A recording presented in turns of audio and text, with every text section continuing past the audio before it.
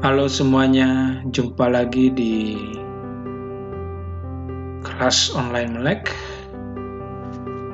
Kali ini kita akan mempelajari tentang tips keuangan dalam rangka wabah COVID-19 atau Coronavirus Disease 19. Bagaimana kita mencoba mempelajari atau tips-tips dari Melek ya. Tahun 2020 tampaknya memang bukan tahun yang baik untuk sektor ekonomi dan bisnis. Bahkan dalam skala global, bisa dibilang bakal semakin memburuk lantaran dampak wabah virus corona ini semakin menjadi-jadi. Melakukan sebuah karantina akibat pandemi COVID-19 di rumah bersama keluarga tidaklah mudah. Kondisi kian berimbas ke segala arah, termasuk perekonomian keluarga. Tidak sedikit yang sudah morat-marit. Bahkan beberapa berita sudah semakin menjustifikasi hal ini. Misalnya Presiden Jokowi mengatakan bahkan lembaga internasional seperti IMF dan Bank Dunia memprediksi ekonomi global tahun 2020 ini akan memasuki masa resesi dan diperkirakan ekonomi global pun akan tumbuh menjadi minus 2,8%. Dan bukan hanya itu saja, bahkan sekarang pun sudah terjadi masalah ekonomi yang luar biasa. Ada seorang ibu yang bernama Manju bertengkar dengan suaminya, lalu dia saking stresnya, mungkin karena udah gak ada lagi makanan, dia lempar 5 anaknya ke sungai Gangga karena mereka sudah kelaparan. Jadi sudah sangat mencekam sekali, dan mungkin juga keluarga saudara atau keluarga-keluarga kita sudah mulai khawatir. Tapi tidak sedikit keluarga juga yang sudah mengaku pengeluaran mereka menjadi membengkak, sementara pemasukan sudah mulai sepi. Lalu apa yang harus kita lakukan? Dari komunitas Melek ada 6 tips yang mungkin ini berguna bagi Bapak Ibu anggota Melek supaya bisa mengelola keuangan dengan baik. Yang pertama adalah dana darurat. Semua referensi dan pelajaran pertama dan utama dari perencanaan keuangan selalu menganjurkan mempunyai dana darurat sebesar 3-6 bulan. Ini pelajaran adalah pelajaran yang pertama sekali kita pelajari pada awal-awal kita ikut kelas perencanaan keuangan melalui program Melek ini. Nah, dana darurat ini haruslah mudah diakses. Bisa diakses kapan saja. Oleh karenanya sebaiknya disimpan di rekening tabungan, dan kalau bisa sih ada cash juga. Nah, dana darurat ini haruslah disisihkan dari awal, bukan disisakan. Terutama yang penghasilannya harian dan sumber penghasilannya misalnya hanya 1. Ini sangat penting sekali, ya. Lalu kemudian bila mana nanti mungkin Bapak Ibu, wah ini kan sudah lewat ini, saya nggak punya dana darurat, saya sudah gak disiplin dalam melaksanakan pelajaran selama ini. Oke, begini aja.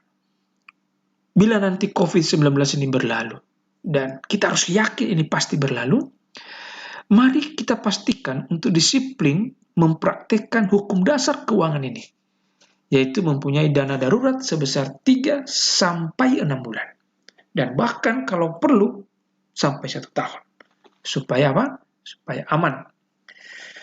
Jadi bagi Bapak Ibu yang mungkin belum terkena dampak ekonomi dari COVID-19 ini, ayo saya ajak Bapak Ibu mulai sisihkan dana darurat, ya, irit-irit dulu sebesar 3-6 bulan ke depan, dan bahkan kalau perlu 1 tahun, yang mulai dari sekarang sudah mulai memikirkan hal itu.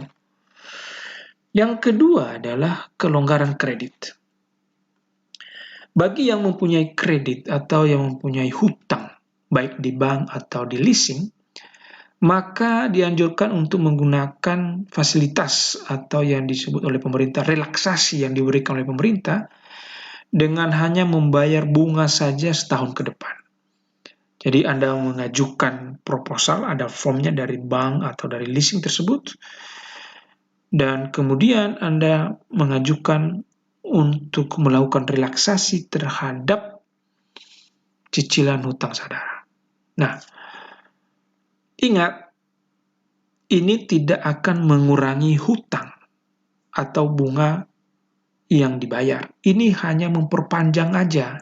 Jadi nanti yang dibayar itu hanya bunganya saja selama 1 tahun. Nah, untuk itu hubungi leasing dan juga bank di mana Anda mempunyai hutang agar dapat informasi yang lebih lengkap, lebih komplit.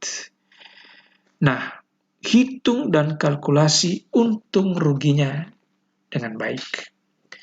Bagi yang sudah punya hutang dan mungkin mulai sekarang sudah mulai susah, mulai gali lubang, tutup lubang, ya.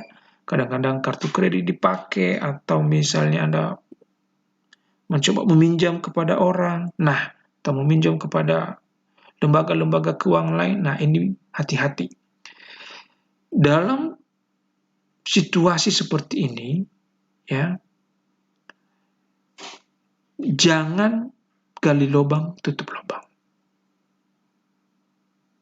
Usahakan kalau memang sudah sangat susah sekali, tidak ada salahnya untuk menjual aset-aset konsumtif. Ya. Tidak ada salahnya kita menjual aset-aset konsumtif kita. Kalkulasi dengan sangat hati-hati dan penuh perhitungan. Ya, dipikirkan dengan matang, dikalkulasi dengan benar.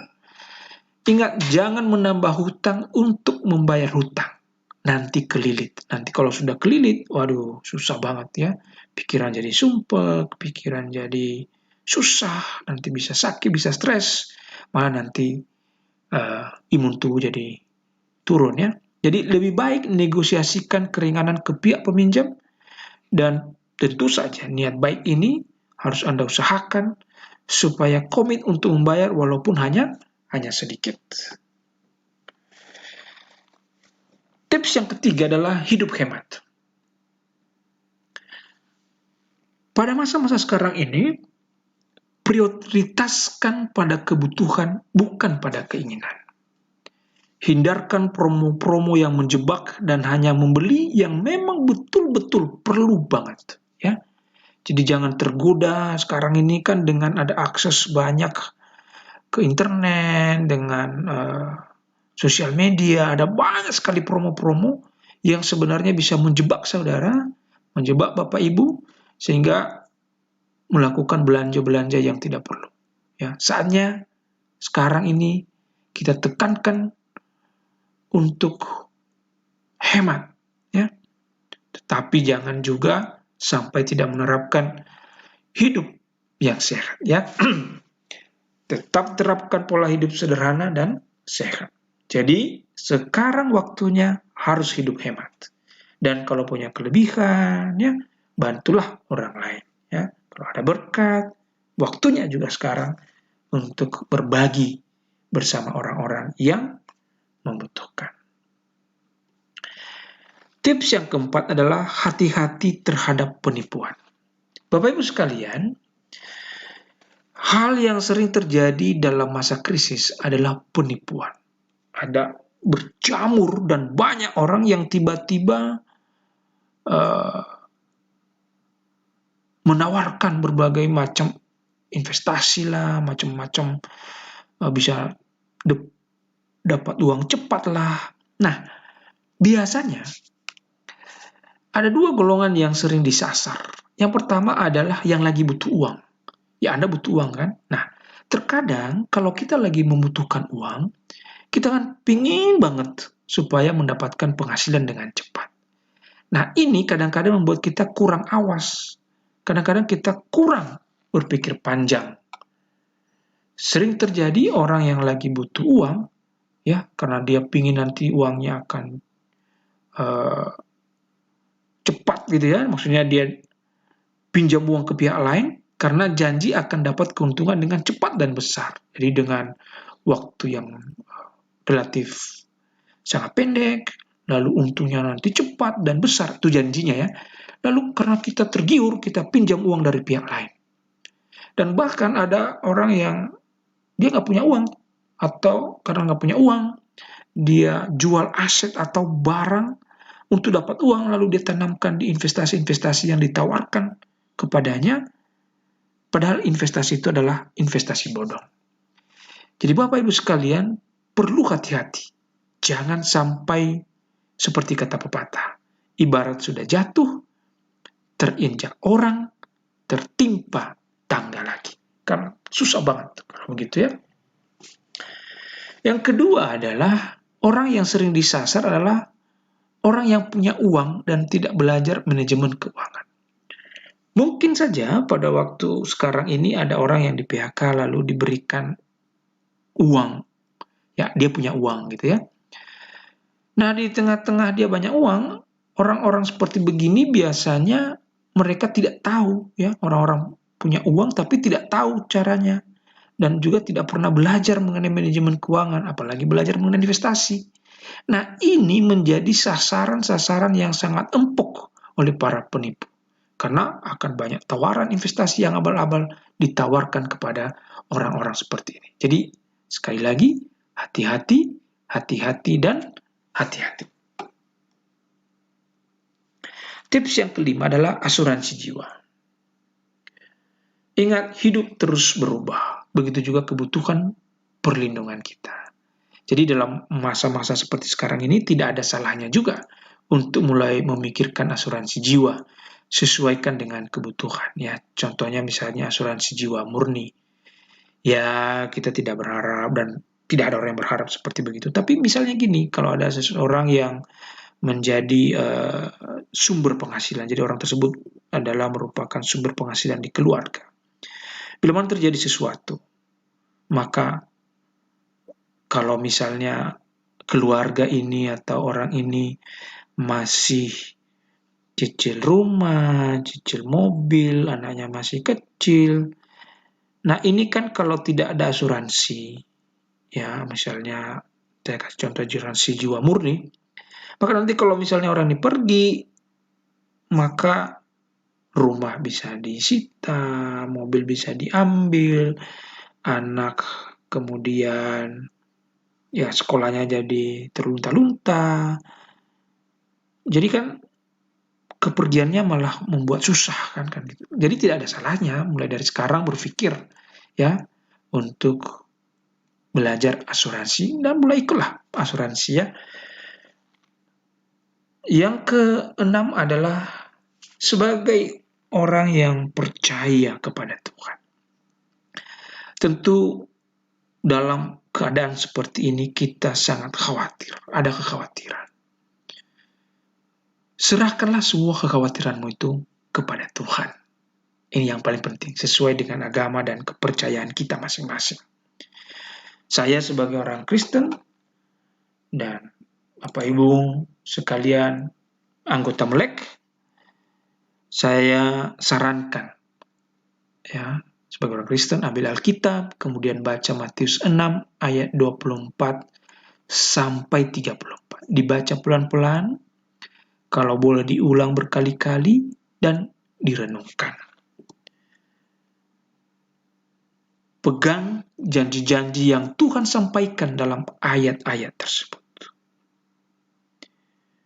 Baik, Bapak Ibu sekalian, demikianlah pelajaran kita atau tips-tips yang bisa saya sampaikan pada pertemuan kali ini. Bila mana ada pertanyaan, bila mana hal yang perlu diskusikan, nanti bisa didiskusikan di grup. Oke, Assalamualaikum, Tuhan memberkati.